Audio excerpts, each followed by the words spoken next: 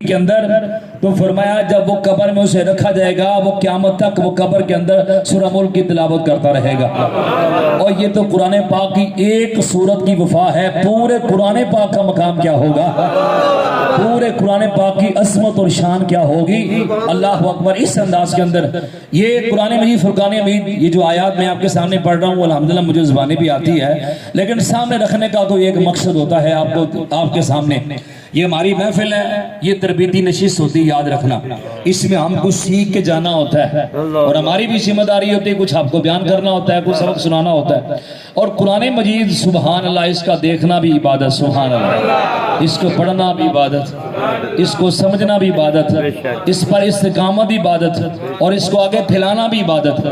اور یاد رکھیں فرشتے اس طرح نہ گھوم رہے ہوتے ہیں، ان کی ڈیوٹی اللہ پاک نے لگائی ہے اور اللہ تعالیٰ نے بنایا ہی ان کو اسی کام کے لیے ہے۔ اب وہ آسمانوں سے اترتے ہیں، وہ کہتے ہیں بھئی ڈھونڈو، کیا ڈھونڈنا ہے؟ ایسی محفل جہاں پہ قرآن پڑھا جا رہا ہو۔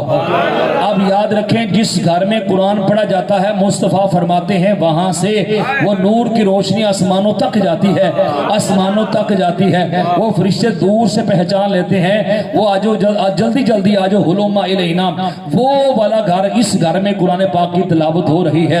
اور پھر وہ وہاں پہ آ کے بیٹھ جاتے ہیں، قرآن پاک کی تلاوت سنتے بھی ہیں، وہاں پہ اللہ کا ذکر ہوتا ہے وہ بھی سنتے ہیں، مصطفیٰ کی ذات پہ درود و سلام پڑھا جاتا ہے وہ بھی سنتے ہیں۔ اور اگلی بات یاد رکھیں، اگر آپ صرف گھر میں میاں بیوی بیٹھے ہوئے ہیں، صرف آپ کے ساتھ 2-3 بچے ہیں بیٹھے ہوئے ہیں، آپ دعا کر رہے ہیں، دعا کرنے والے آپ ہو یا آپ کی بیوی ہو یا آپ کا بچہ ہو، خدا کی قسم وہ صرف آپ 4-5 نہیں ہوتے، مصطفیٰ فرماتے ہیں وہ 7 فرشتے بھی آمین کہہ رہے ہوتے ہیں، وہ فرشتے بھی آمین کہہ رہے ہوتے ہیں۔